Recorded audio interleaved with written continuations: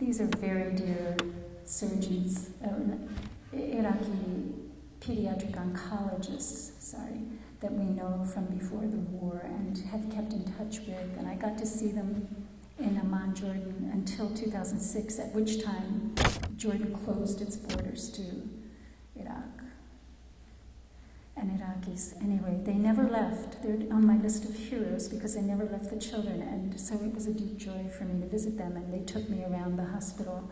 I didn't take any pictures. It was just too intrusive of little kids dying of cancer. But they like I said, they never fled. And it's a teaching hospital, and these are their resident staff. And in 2008, they told the residents that they had to leave. It was just, they couldn't stay on. It was too dangerous. And the residents told them, if you leave, we will leave too. So they didn't leave. So that was a great joy. And they insisted on taking me out for kebab. And so we went out on this little boat, and they were so relaxed, and it was such a lovely afternoon. I got to see a couple families and other people, single people, out of families who have returned from Syria. They were refugees in Syria, and here we were going to visit one of those families in Baghdad. And that's just a beautiful temple area in Al-Qadamiyah.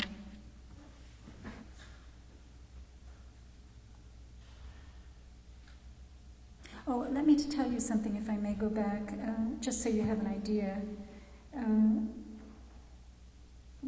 In the oncology ward, they had 60 children, but they sometimes have up to 90. And one of the doctors told me that they had just reached a low point. They've worked for so long, but they see so little improvement, and it was just very, very sad. They said that things are different. You see cars on the road, and they have better salaries now.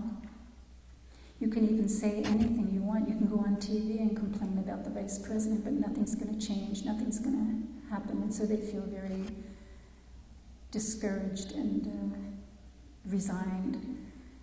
The government is central government and very corrupt. So it's just a very sad situation. And they also said that the times of the sanctions hurt them tremendously. It was the hardest time for them. And this is a family that came back from Syria recently because their little girl on the right, who's in 6th grade, was threatened with kidnapping. There was a kidnapping attempt on her life. But I know them from Syria. And I asked the little girl, how is school going? And she said, not so good. She said that just a couple days before there had been a great explosion, and the teacher ran away and locked the door, and so the kids hid under the desk. And then they started banging on the door and nobody opened. And so they found a way to crawl out, but they had to crawl like over the upper part of the door. And so she proudly showed me the bruises on her arms. But the family was asking me if they could be resettled to the United States. And I was telling them that things are not good in the United States right now, economically and with the recession. But they were insistent and said, but we want safety for our children. You know, there are explosions here. This is another family that had gone to Syria and have had to return because of the violence.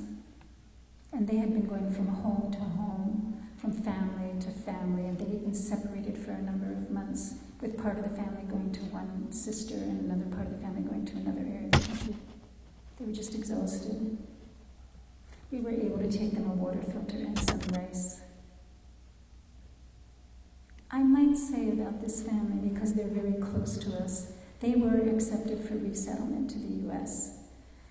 And the wife was unable to make that leap here because so many of her family members were killed by U.S. soldiers. So she just psychologically, emotionally couldn't do it. And now they were asking, can we come now? Can we go to the U.S.?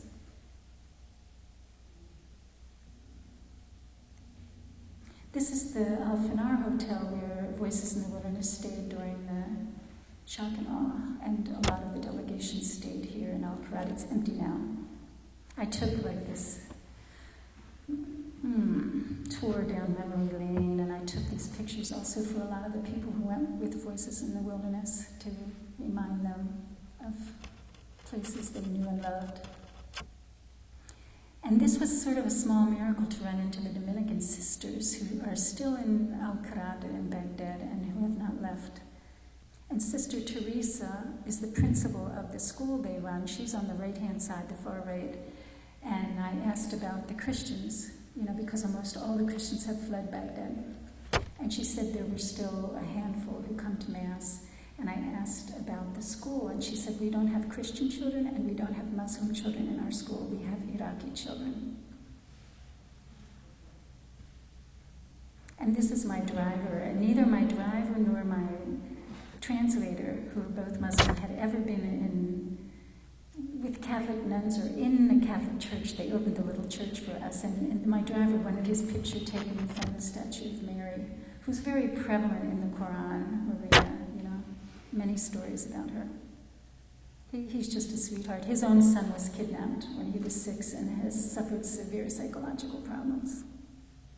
And this is Sister Marianne, who is a Dominican sister from the same order as the sisters we just saw. And this is the Hospital San Rafael in Al-Qarada. We were able to see her as well. And she never left and has won the respect of many, many people. And this is a picture I took before the war. It's the oldest son of a widow who has 8 kids that we got very close to. And he was inducted into Saddam Hussein's army, and he looks like any other 18-year-old in the world. His mother was very worried about him, but he lived through the war, and I actually got to see him in 2008 in Amman. He was a bodyguard for a minister of electricity, and he was there for training. We had a lovely visit in Amman. And he, about 3 weeks after he returned to Baghdad, he was arrested on false charges for being part of the al-Sadr militia military, and he was held for 3 years in 4 different prisons and tortured in each one of them. And he got out about 1.5 years ago, a real broken man. And so one of the deep joys I had, besides seeing this whole family again, was to see him and embrace him. This is my translator. She's a 23-year-old who graduated from the university in English studies. And she was about 13 in the U.S. war on the Iraq war. I wrote about her. I called her Sarah. I named her Sarah. And I asked her how she feels the war has affected her country. And she told me people have changed. They think of themselves. It's not good. Things have gotten worse. Children 8 and 10 years old think of weapons and killing. They do not have the thoughts of children. I would be afraid for my own children growing up in this atmosphere. I have never felt safe since the war, she said. We've forgotten the real meaning of safety. I hope it doesn't get worse because it's my country. I hope for all the good for it. Sarah wants to be a teacher. She says the mass exodus of the professional class has had a big effect on her generation. I'm afraid, she said, the level of education is very low, even in the colleges. The good teachers have left the country, but she wants to teach the new generation in the right way, not as her teachers taught her. I want, she said, to do good, to positively affect society. I have hope for the future, and I wish the goodness in people becomes greater than the evil. Iraqi people are very kind, but after the war, many changes happened in the psyche. She hopes to get a job, have a good family, and good circumstances. And what would those be, I asked her. Safety, of course, she said, and then the behavior of people will become better. And by improving basic services, the government should fix the electrical system, the water system, the roads, and make jobs for those who graduate. There is corruption inside every ministry, she said. Change has to come from inside the government.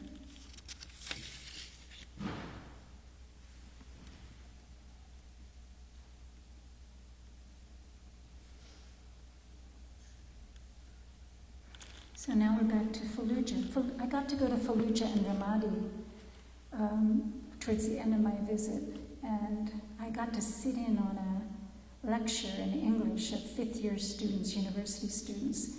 And so they were all 13 and 14 at the time of U.S.-led invasion and occupation. And I was invited to speak after the lecture by the president as an honored guest, which was quite awkward and embarrassing. So I introduced myself and said that I was grateful. After I introduced myself, and just made some comments about what I saw after 9 years, the lack of water, potable water, and electricity, that I really wanted to hear from them. And there was complete silence. Nobody spoke. And my words sounded so trite and empty. And then a young man in the front row, just a couple of feet from me, said in a quiet voice, "We have nothing to say. The last years have been only sad ones." And then more silence. And then a young, impassioned woman from the middle of the lecture hall spoke up. It was obviously not easy for her. "It is not about water and electricity," she said. "You have destroyed everything. You have destroyed our country. You have destroyed our ancient civilization. You have destroyed what is inside us," she said like this. "You have taken our smiles from us. You have taken our dreams." Someone else said, "Iraqis cannot forget what Americans have done here. They destroyed the childhood. You don't destroy everything and then say we're sorry. You don't commit crimes and then say sorry. To bomb us and then send teams to do investigations on the effects of the bombs. No, it will not be forgotten. It is not written on our hearts. It is carved in our hearts. We are happy," said one, "to make bridges between people, but we will not forget. What can you do? In Fallujah, 30% of the babies are born deformed. What can you do?" This person spoke of meeting an American soldier in the airport. He was part of the special forces in Iraq. The soldier told him, "The Bible tells us not to kill, but we were taught to kill for nothing. Just kill. I'm so sorry." Build bridges, apologize, and there was no rancor in his tone, just anger and deep pain.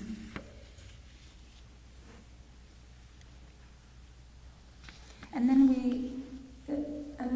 one of the sheiks we visited in Fallujah, who didn't want his picture shown, but he's one of these sheiks here.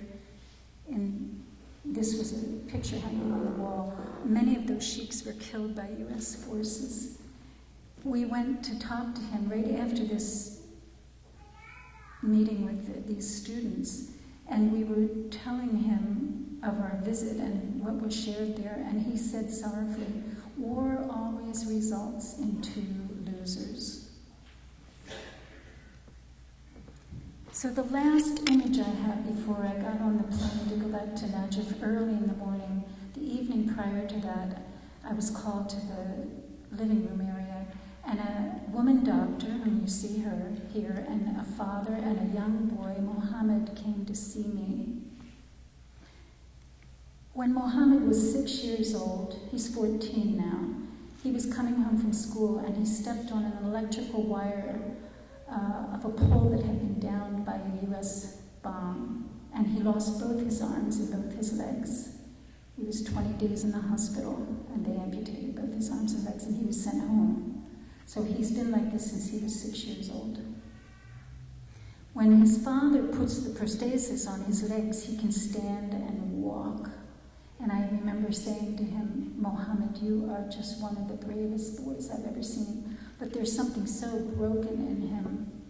And they had brought him to me, asking if we could help get him one arm, a prosthesis, a simple prosthesis, that it would change the way his life would be. His mother went blind as a result of this accident and still doesn't see. But I don't want to leave you with that picture, because that image is still in my head. And I've been trying to find some way. I just got a rejection from Shriners who aren't taking foreign patience anymore in children.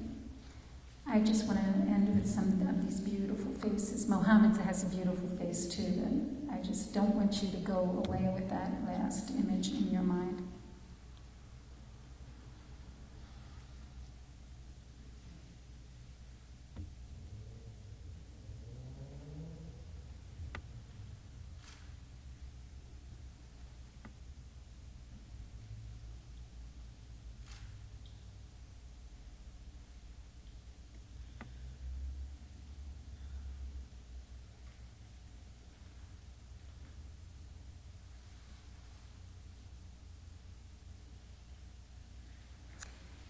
His father, I'll just tell you a couple more stories. In 2008, he was sort of to the south of Baghdad, and you see a little rural area, but there's a lot of factories.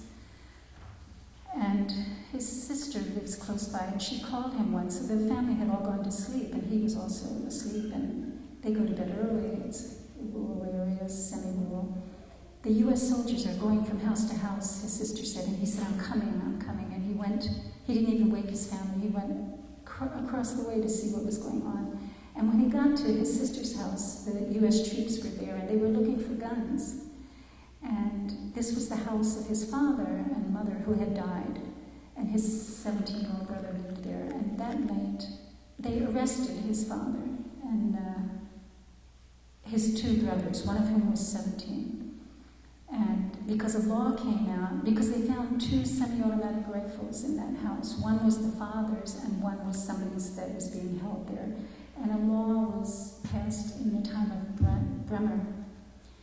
10 years sentence if you're found with a gun in your house. So the father of this child was released after 2 years. He had to pay $3,000 even though he was cleared by a judge. His brother, his 17-year-old brother, is still serving after 4 years a sentence in a prison in Sulaymaniyah, and he started taking seizures. He's now 21 years old. He has 6 more years to serve for a law that was passed in Bremer's time. The young boy that I showed you, who was in prison under false pretext, who was also cleared by a judge, who was in prison for 4 years, was also cleared by a judge and had to pay $14,000. This was a widow with 8 kids. So they're heavily indebted, You can buy anything in Iraq. Corruption is as bad as the security situation there. You can pay for your education, you pay to get out of jail, you pay to get into the army, you pay for a political position. So Iraq is the first country in the world in bribes, they say. So I think I'll end with this one, this photo for you, and I welcome any questions or comments. Thank you very much. I'm part of the Catholic worker movement in New York City, where we have, in the Lower East Side of Manhattan, 2 houses of hospitality. So the movement started with a newspaper in 1933, and we still put out this paper. And I brought some of the January-February issue because about 3 or 4 of my letters from this trip, some of the stories you've already heard are in that newspaper.